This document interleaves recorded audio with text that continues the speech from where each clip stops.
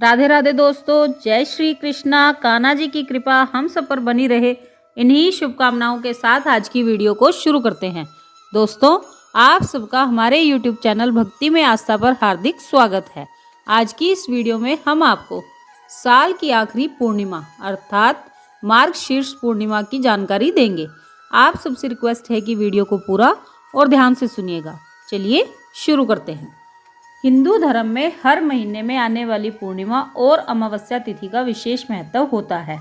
हर माह की अंतिम तारीख को पूर्णिमा पड़ती है। इस बार मार्गशीर्ष मास की पूर्णिमा तिथि 18 दिसंबर को मनाई जाएगी। मार्गशीर्ष पूर्णिमा के दिन चंद्रदेव की उपासना का महत्व है। माना जाता है कि आज ही की पूर्णिमा पे चंद्रदेव अमृत से परिपूर्ण हुए थे।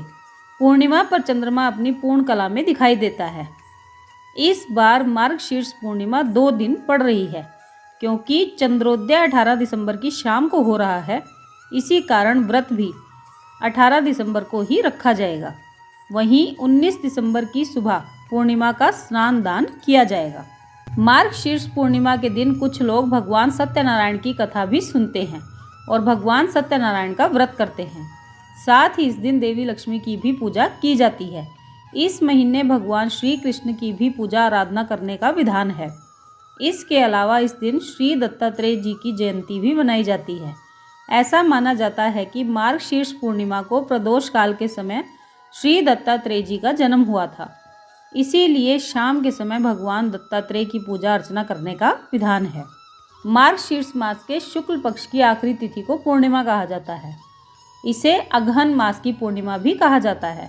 अगहन मास की पूर्णिमा की तिथि 18 दिसंबर दिन शनिवार की सुबह 7:24 से शुरू होगी और अगले दिन 19 दिसंबर रविवार की सुबह 10:05 पर समाप्त होगी।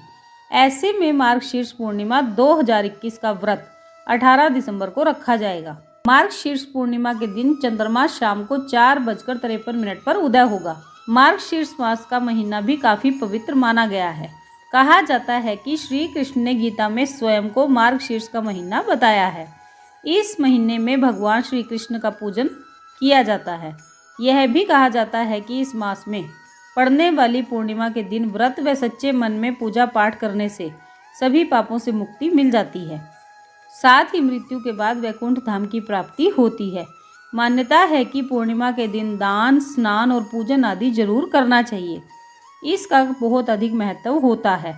यह भी माना जाता है कि ऐसा करने से कई गुना पुण्य फल की प्राप्ति होती है। मार्गशीर्ष मास की पूर्णिमा का व्रत अन्य पूर्णिमा के व्रत से 32 गुना अधिक फल प्रदान करता है। इस दिन चंद्रमा का पूजन अवश्य ही करना चाहिए। मार्गशीर्ष पूर्णिमा के दिन यदि सुबह घर की साफ सफाई करके पूरे घर में गंगा जल का छिड़काव किया जाए और मुख्य द्वार पर आम के पत्तों का या अशोक के पत्तों का तोरण लगाया जाए, इसके बाद घर की दहलीज पर हल्दी व कुमकुम का टीका लगाकर और मुख्य द्वार के दोनों ओर स्वस्तिक का चिन्ह बनाकर अक्षित के छींटे लगाए जाएं। फिर घी का दीपक जलाकर और दहलीज को प्रणाम किया जाए, तो ऐसा करने से माँ लक्ष्मी का घर में स्थायी रूप से निवास हो जाता है और माता लक्ष्मी भक्त के घर को धन वैभव से भर देती हैं। मार्गशीर्ष पूर्णिमा के दिन जप तप व दान का विशेष महत्व बताया गया है। ऐसा कहा जाता है कि इस दिन किए गए धार्मिक कार्यों का फल बाकी पूर्णिमा के मुकाबले 32 गुना ज़्यादा मिलता है। इसीलिए इसे 32वीं पूर्णिमा भी कहा जाता है। धर्म ग्रंथों के अनुसार इस दिन गरीबों व जरूरतमंदों को तिल, कंबल, गुड़, घी, फल और अन्न आदि चीज़ों का दान जरूर करना चाहिए। मान्यता है कि ऐसा करने से भक्त को मोक्ष की प्राप्ति होती है और उसके सभी पाप नष्ट हो जाते हैं। चलिए अब आपको मार्गशीर्ष पूर्णिमा की व्रत कथा भी सुना देती हूँ। मार्गशीर्ष पूर्णिमा का व्रत रखने वाले भक्तजनों को इस व्रत कथा का श्रवण अवश्य ही करना चाहिए। मार्गशीर्ष मास की व्रत कथा। कथा के अनुसार एक समय की बात है जब किसी गांव में एक निर्धन ब्राह्मण रहता था।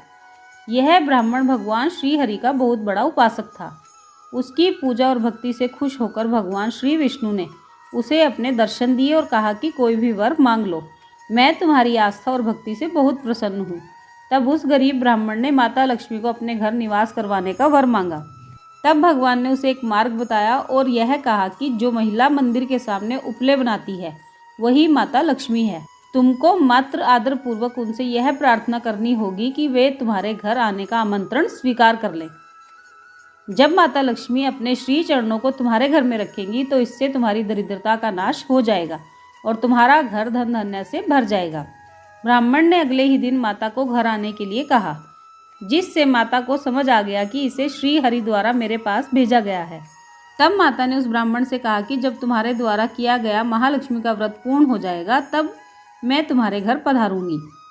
ब्राह्मण ने पूरे विधि विधान से व्रत किया और चंद्रमा को अर्घ्य देकर व्रत को पूर्ण किया। तब माता अपने वचनों के अनुसार उसके घर में आई, जिसके बाद से कभी भी उस गरीब ब्राह्मण को धन की कमी नहीं हुई। तब से इस व्रत को करने की प्रथा चलती आ रही है।